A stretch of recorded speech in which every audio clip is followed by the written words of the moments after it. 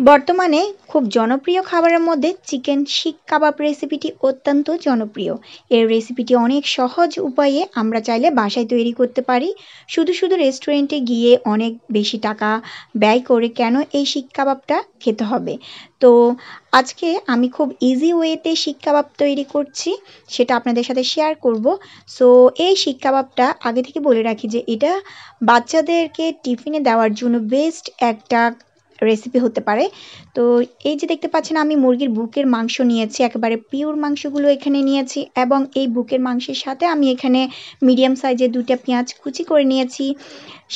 একটা কাঁচামরিচ অ্যাড করেছি, আপনারা চাইলে ঝালের পরিমাণটা বাড়িয়ে দিতে পারেন।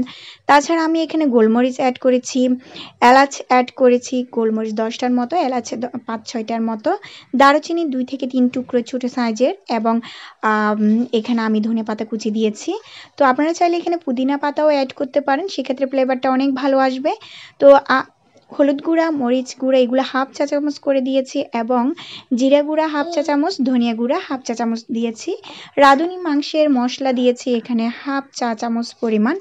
এরপর কাবাব মশলা দিয়েছি এখানে হাফ চা চামচ পরিমাণ মতো লবণ দিয়ে তারপর হচ্ছে এই সবগুলো মিক্স করে তারপর ব্লেন্ড করে নিব। তো ব্লেন্ড করার আগে খুব গুরুত্বপূর্ণ একটা ইনগ্রেডিয়েন্টস অ্যাড করতে হবে, সেটা হচ্ছে চকলেট বান। চাইলে আপনারা ওই ধরনের চারকোনা শেপের বানগুলো ব্যবহার করতে পারেন।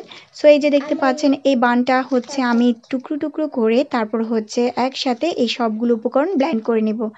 আর এখানে আমি চাইলে এখানে ডিমও অ্যাড করতে পারি, বাট আমি এখন করছি না, পরবর্তীতে আমি ডিম অ্যাড করব। চাইলে একসাথে ব্লেন্ডারে ডিম অ্যাড করে দিতে পারেন। তাছাড়া এখানে আমি লবঙ্গ অ্যাড করেছি, এটা চাইলে দিতে পারেন, না চাইলে স্কিপ করতে পারেন।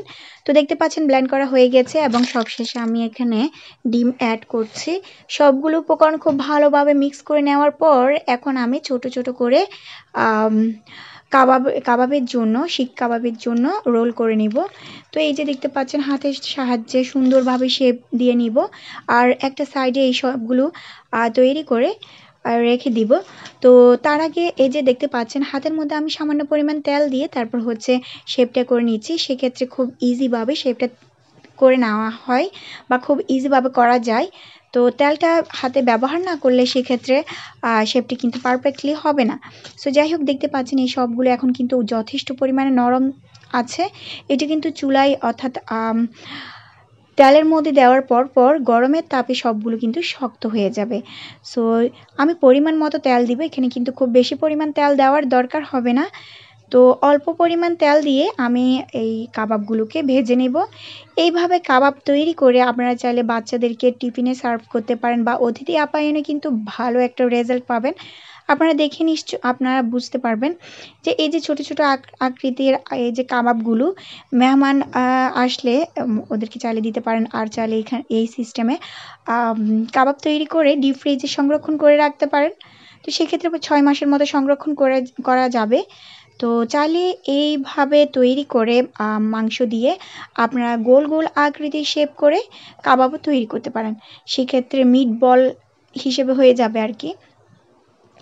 তো দেখতে পাচ্ছেন আমি কাবাবগুলো একেবারে লো ফ্লেমে ভেজে নিচ্ছি, খুবই লো ফ্লেমে রেখে তারপর হচ্ছে ঢাকনা দিয়ে কাবাবগুলোকে একটু করে ফ্রাই করতে হবে এবং একটা সাইড ফ্রাই করা হয়ে গেলে অপর সাইডগুলো জাস্ট এই প্রসেসে উল্টিয়ে পাল্টিয়ে দিব।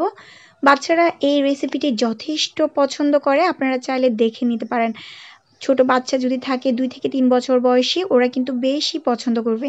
সো যাই হোক ভিউয়ার্স, এই কাবাবগুলো যথেষ্ট মজা, খুবই মজা আর হচ্ছে বাচ্চারা অনেক বেশি পছন্দ করবে। তো 2 পিস কাবাব হচ্ছে বাচ্চাদের টিফিনে দিয়ে দিলেই কিন্তু ওদের যথেষ্ট পেট ভরবে।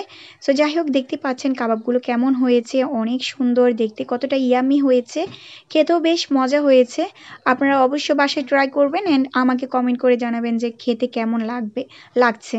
সো যাই হোক ভিউয়ার্স, আজকের মতো বিদায় নিচ্ছি। আর বিদায় নেওয়ার আগে ভিউয়ার্স প্রতিদিনের মতো একটা রিকোয়েস্ট, আপনারা যদি আমার চ্যানেলে নতুন হয়ে থাকেন তাহলে প্লিজ সাবস্ক্রাইব করে ফেলবেন এবং পাশে থাকা বেল বাটনটি ক্লিক করে দিবেন। তো আজকের মতো বিদায় নিচ্ছি, আল্লাহ হাফেজ, আসসালামু আলাইকুম।